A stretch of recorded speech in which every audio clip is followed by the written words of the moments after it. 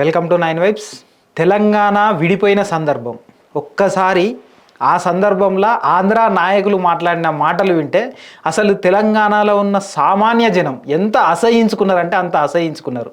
అసలు మీరు ఎట్లా బతుకుతారు, చీకట్లలోకి వెళ్ళిపోతారు, మీకు పాలించుకోవడం రాదు, ఎన్నో మాటలు, ఎన్నో అవహేళనలు, అవన్నిటిని దాటి తెలంగాణ వచ్చింది. తెలంగాణ వచ్చిన తర్వాత ఈరోజు ఆంధ్రాలో పరిస్థితి ఏంటి, ఈరోజు ఆంధ్రప్రదేశ్లో పరిస్థితి ఏంది, తెలంగాణ విషయాన్ని ఇక పక్కకు పెడితే, అప్పటి అవహేళనలన్నీ పక్కకు పెడితే, ఇప్పుడున్న పరిస్థితులల్లో ఆంధ్ర రాజకీయాలు ఎట్లా ఉన్నాయి, అసలు వాళ్ళకు రాజకీయం చేయడం వస్తుందా, ఓన్లీ కక్షలు కార్పణ్యాలు చంపుకోవడాలు ఇట్లాంటి వాటికే వాళ్ళు మొదటి ప్రయారిటీ ఇస్తారా అనేది ఒకసారి చూసే ప్రయత్నం చేద్దాం. రాళ్ల దాడులు జరుగుతున్నాయి. అక్కడ జగన్పై రాళ్ల దాడి జరిగింది. ఆ దాడిని చూస్తే అత్యంత దారుణం. ఒక సీఎం పైన ఒక గులకరా వేసిర్రంటూ మిగిలిన వాళ్ళు అవహేళనలు చేయడం, ఆ రాయి తాకిన దగ్గర 2 కుట్లు పడ్డాయి కన్ను మీద. అంటే అదేం సొంతంగా దాడి చేయించుకోవడమో లేకపోతే ఎన్నికల స్టంట్ కోసం చేయించుకున్నదో కాదు. జనంలో ఒకడు రగిలిపోయి, కోపంతో రగిలిపోయి, ఆ రగిలిన ఒక వ్యక్తి అంటే జనంలో ఉన్న ఒక ఆపోజిషన్ అంటే జగన్కు సంబంధించిన వ్యతిరేక వర్గం, ఒక కార్యకర్త, ఒక సామాన్యుడో వాడు ఏం చేయాలనో తెలియక, ఆ కక్షను కార్పణ్యాన్ని ఎట్లా బయట పెట్టాలనో తెలియక ఇసిరిన రాయికి అది నిదర్శనం. అక్కడి నుంచి వస్తే నిన్న పవన్పై కూడా రాళ్ల దాడి జరిగింది. అది ఇట్లా ఈక్వల్ టు జగన్కి ఏ రకంగానైతే రాళ్ల దాడి జరిగిందో పవన్ పైన కూడా అదే రకంగా రాళ్ల దాడి జరిగింది. ఈ 2 ఘటనల కంటే ముందు అమరావతిలో చంద్రబాబుపై రాళ్ల దాడి జరిగింది. అసలు ఈ నాయకులను ఈ ప్రజలు ఎందుకు ఇంత అసహించుకుంటారు? నాయకులకు ప్రజలకు మధ్యలో ఒక గ్యాప్ ఏర్పడ్డదా? అసలు ఏం జరుగుతుంది ఆంధ్రాలో? అసలు ఈ జనాలలో ఇంత కోపం ఎందుకు? అది నాయకులంటే ఇంత అసహ్యం, ఇంత కోపం ఎందుకు వస్తుంది? అసలు తెలంగాణకు పరిపాలించడం రాదు, అంతర్గత కలహాలతోని మీరు తన్నుకుంటారని చెప్పిన నాయకుల మీద ఇవాళ రాళ్ల దాడులు ఎందుకు జరుగుతాయి? జరిగితే అక్కడున్న ప్రజలు, వాళ్లకు సంబంధించిన కార్యకర్తలు ఏ రకంగా రియాక్ట్ అవుతారు? పవన్పై రాళ్ల దాడి జరిగిన మరుక్షణం ఇటు వైసీపీకి సంబంధించిన సోషల్ మీడియా పిచ్చి కామెంట్లు, అంటే సొంతంగా చేయించుకున్నాడని, ఆయనే చేయించుకున్నాడని, ఇటు జగన్పై రాళ్ల దాడి జరగంగానే అమరావతిలో కోడి కత్తి లాంటిదే ఇదో కేసు అని ఇష్టం ఉన్నట్టుగా ప్రేలాపనలు వేలుతూ ప్రజలకు చేయాల్సిన మంచి ఇడిచిపెట్టి వాళ్ళ లోపల కక్షలు కార్పణ్యాలు, మీ దగ్గర ఉన్నంత కుహన మెంటాలిటీలు ప్రజలకు చొప్పించి ఒక సైకోలను తయారు చేస్తున్నారనే విషయం ఈ రాజకీయ నాయకులు గుర్తించాలి. ఒక బాలును గోడకేసి కొడితే అది అంతే ఫాస్ట్గా మళ్ళీ వెనకకి వస్తుంది, భూమి గుండ్రంగా ఉంటుంది, మనం చేసిన పనులు మనకే రివర్స్ అవుతాయి. ఇది ఆంధ్ర రాజకీయాలను చూస్తే పక్కా మనకు అర్థమయ్యే విషయం. అసలు రెచ్చగొడుతుంది ఎవరు? రెచ్చగొట్టాల్సిన అవసరం ఎవరికి వస్తుంది? పంచ్ డైలాగుల కోసం నాయకులు ఎంత అధ్వాన్నంగా మాట్లాడుతున్నారంటే ఆంధ్రాలో ఒక సామాన్యమైన అభిమాని జగన్కైనా కానీ, పవన్కైనా కానీ, చంద్రబాబు నాయుడికైనా కానీ వాళ్ళు ఇన్ని రోజులు వాళ్ళు చేసిన పనుల వల్ల కొంతమంది అభిమానులు ఉండడం అనేది సహజం. ప్రతి ఒక్క నాయకునికి అభిమాని అనేవాడు ఉంటాడు. కాకపోతే వాళ్ళ లోపల మీరు నింపే కక్ష, మీ ఉపన్యాసాలతోని వాళ్ళని రెచ్చగొట్టే పద్ధతుల వల్ల వాళ్ళు ఆ రకంగా మౌల్డ్ అయ్యి ఏం చేయాలో తెలియక వాళ్ళకేదో అన్యాయం జరిగిపోతుందని, ఈ నాయకుని వల్ల ఇంత అన్యాయం జరిగిపోతుందని ఊహించుకున్న వాళ్ళు ఎంబడే రియాక్ట్ అయ్యి ఏం చేయలేని పరిస్థితులలో చిన్న గుల్కరాలు అందుకొని కొడుతున్నారు. అవి కళ్ళు పోతే పక్కనున్న ఎమ్మెల్యేకు కళ్ళు పోయే పరిస్థితి వచ్చింది. జగన్కు 2 కుట్లు పడ్డాయి, పవన్కు అదే పరిస్థితి, చంద్రబాబు నాయుడుకు అదే పరిస్థితి. అంటే మీరు రెచ్చగొట్టడం వల్ల సామాన్య ప్రజలు, అవగాహన లేని ప్రజలు ఎంతో కొంత చదువుకొని చదువు లేక మేము అన్యాయానికి గురవుతామని అక్కడ ఉన్న పరిస్థితులను వాడు అవగాహన చేసుకోలేక వాడు ఎంతగానో రెచ్చిపోతే మాత్రం ఈ స్థాయిలో వాడు దాడికి పాల్పడతాడు. మళ్ళీ ఈ దాడికి జరిగిన తర్వాత ఇట్లా మీరు స్పందించే విధానం ఎంత చండాలంగా ఉన్నది.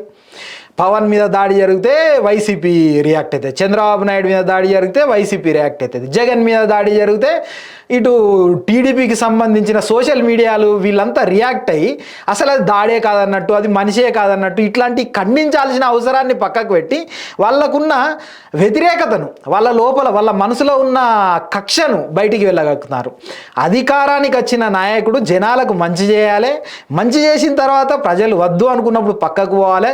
విపక్షం ఏం చేయాలి? ఈ ప్రజాస్వామ్యంలో అధికార పక్షం చేసిన తప్పుడు పనులను పూర్తి స్థాయిలో జనాలకు అర్థమయ్యేటట్టుగా వివరించాలి. అంతేగాని ఒక వ్యక్తి మీద కోపంగా మలిచే వీళ్ళ ఉపన్యాసాల వల్ల కాదా ఈ దాడులు ఏడికి దారి తీస్తాయి? మనుషులను ఎలిమినేట్ చేసుకుంటూ పోయే క్రమంలో ఇప్పటి వరకే ఎంతోమంది నాయకులను కోల్పోయారు. ఆంధ్రాల మట్టుకు ఈ ఫ్యాక్షన్ తగాదాలలో ఎంతోమంది మంచి నాయకులను కోల్పోయిండు. చెడ్డ నాయకులు మంచి నాయకులు అంటే కాదు, మనుషులను కోల్పోతున్నారు అనే విషయాన్ని అర్థం చేసుకోలేకపోతారు. అధికారం అనేది తిండి పెడుతుంది కావచ్చు, కానీ ప్రాణాలను నిలుపుకోకపోతే ఈ అధికారంలో ఉన్న వాళ్ళే ఇది ఏమైనా నియంతృత్వంగా మారే పరిస్థితికి దిగజారిపోతుంది. ఇప్పటికే ఆంధ్ర రానున్న రోజులలో అత్యంత కిరాతకంగా, నీచంగా, నికృష్టమైన రాజకీయాలకు వేదిక అయ్యే పరిస్థితి ఉన్నది. ఇట్లాంటి పరిస్థితులను మార్చుకోవాల్సిన అవసరం ఎవరికి ఉన్నది అనేది పార్టీల ఆలోచన విధానాలు, వీళ్ళ ఉపన్యాసాలు ఏ స్థాయిలో ఇవ్వాలి అనేది ఒక నిబద్ధత, ఒక కులబద్ధత, ఒక ఫుల్ స్టాప్ పెట్టే పరిస్థితికి ఎలక్షన్ కమిషన్ ఇట్లా రావాల్సిన అవసరం ఉన్నట్టున్నది. అసలు వీళ్ళు ఇట్లా ఆలోచించుకోవాలి. ఎందుకు మేము ఇంత కక్ష రేపుతాను? ఒక జగన్ అంటే టీడీపీ కార్యకర్త ఆ నిమిషానికి చంపేయాలన్నంత ఆవేశంగా స్పందిస్తారు సోషల్ మీడియాలో. ఒక చంద్రబాబు నాయుడు అంటే, ఒక పవన్ అంటే వైసీపీ కార్యకర్తలు అదే స్థాయిలో స్పందిస్తున్నారు. ఇంకా ఘోరమైన విషయం ఏంటంటే ఎంతోమంది నుంచి పారిపోయి వచ్చి హైదరాబాద్లో బతుకుతున్నారు. వాళ్ళు చెప్పే విషయం ఏంటంటే, మేము ఇక్కడనే సెటిల్ అయిపోతాం, ఈసారి అధికారంలోకి వస్తే మేము ఇక్కడనే సెటిల్ అయిపోతాం, మేము ఇంకా మా ఆధార్ కార్డులు ఇట్లా హైదరాబాద్కే మార్చుకుంటామని చెప్పే అత్యంత దుర్భరమైన పరిస్థితి ఆంధ్రాలో దాపురించింది. దీనికి కారణం రాజకీయ నాయకులు, వాళ్ళ ఉపన్యాసాలు, వాళ్ళు తీసుకున్న నిర్ణయాలు కాదా? ఆ పార్టీలు ఒకసారి ఈ రకమైన చర్యల గురించి ఆలోచించాల్సిన అవసరం ఉన్నది. ఒకసారి ప్రజలకు ప్రజాస్వామ్యంలో ఇది కరెక్టేనా, మనం చేసేది కరెక్టేనా అని పునరాలోచించుకోవాలి. ఒక్కొక్కరు 14 ఏళ్ళు సీఎంగా చేసిర్రు, ఒక ఆయన 10 ఏళ్ళు సీఎంగా చేసిర్రు. ఇంత సుదీర్ఘమైన రాజకీయ జీవితం ఉన్నోళ్ళు కేవలం స్వార్థమే పరమావధిగా, ఎదుటోళ్ళని ఎలిమినేట్ చేయడమే వాళ్ళ ఉపన్యాసాల లక్ష్యంగా ఎంత దారుణమైన పదజాలంతో దిగజారిపోయి మాట్లాడుతున్నారు. అక్కడ ఉన్న సామాన్య ప్రజల పరిస్థితి ఏంది? అసలే ఆ రాజకీయాలు 3 కుటుంబాల చుట్టూ, 3 పార్టీల చుట్టూ తిరుగుతున్నాయి. 3 కుటుంబాలు 3 కులాలే కొట్టుకుంటానే ఆడ. ఈ 3 కుటుంబాలు 3 కులాలు కొట్టుకోవడం అనేది ఈ ప్రజాస్వామ్యంలో అత్యంత సిగ్గుచేటైన విషయం. అయితే వీళ్ళు రాళ్ల దాడులు చేసుకొని ఏం సందేశం పంపుతారు మిగిలిన దేశానికి? అత్యంత హీనమైన పరిస్థితులలో ఉన్నారు అక్కడున్న రాజకీయ నాయకులు కానీ, అక్కడున్న ప్రజాస్వామికవాదులు కానీ స్పందించాల్సిన అవసరం. అసలు అక్కడున్న మేధోవర్గం ఇట్లా 2గా చీలిపోయింది. ఒకరు జగన్కు సపోర్ట్ చేయడం, ఒకరు టీడీపీకి, జనసేనకు ఇటు సపోర్ట్ చేయడం. ఏంది ఇంత దారుణంగా? సమాజంలో ఉన్న మేధోవర్గం, న్యూట్రల్గా ఉండాల్సిన విశ్లేషకులు ఇట్లా ఈ రకంగా తయారై ప్రజలకి ఏమి మీరు భరోసా ఇవ్వాలనుకుంటారు? ఇట్లా ప్రజలల్లో మీరు కక్షలు, కార్పణ్యాలు పెంచుకోవడం అనేది అసలు ఎంతవరకు కరెక్ట్ అనేది మీరు ఒకసారి పునరాలోచించుకోవాల్సిన అవసరం ఉన్నది. ఈ పార్టీలన్నీ అవలోకనం చేసుకోవాలా, కూర్చొని మేధోమదనం చేసుకోవాలా. వీళ్ళ భాష, వీళ్ళ కక్షలు, కార్పణ్యాలు ప్రతి ఒక్కటి విమర్శనాత్మకంగా చేసినవి తప్పులు కానీ తప్పులు మళ్ళీ అధికారంలోకి వచ్చినాక ఒకరినొకరు కాపాడుకునే ప్రయత్నమే చేస్తారు. వీళ్ళు ఒక పొలిటికల్ లీడర్లు కానీ, పొలిటికల్ పార్టీలు కానీ వీళ్ళు చేసింది ఇంత దారుణం చేసిర్రు, 1,00,000 కోట్లు సంపాదించారు, కోట్లు సంపాదించారని ఆరోపణలు చేసిన వీళ్ళు మళ్ళీ అధికారంలోకి రాగానే ప్రతిపక్షంలో ఉన్న నాయకులను కాపాడే ప్రయత్నమే చేస్తారు. అది దాటి కక్షలు, కార్పణ్యాలకు వెళ్ళిపోవడం అనేది ఒకసారి ఆ ఆలోచన విధానాలు, ఆ ఉపన్యాసాలు, ఆ రెచ్చగొట్టే విధానాలు, కార్యకర్తలకున్న మనోభావాలను పూర్తి స్థాయిలో రెచ్చగొట్టి వాళ్ళని ఏదో ఒక పురిగొల్పే స్థాయికి తీసుకుపోవడం అనేది నాయకులేదే తప్పు. ఈ నాయకులు భూమి గుండ్రంగా ఉంటుందని, మనం చేసింది మనకే రివర్స్ అవుతుందనే విషయం గుర్తించనంత కాలం ఇట్లాంటివి జరుగుతూనే ఉంటాయి. Signing off, Kranti.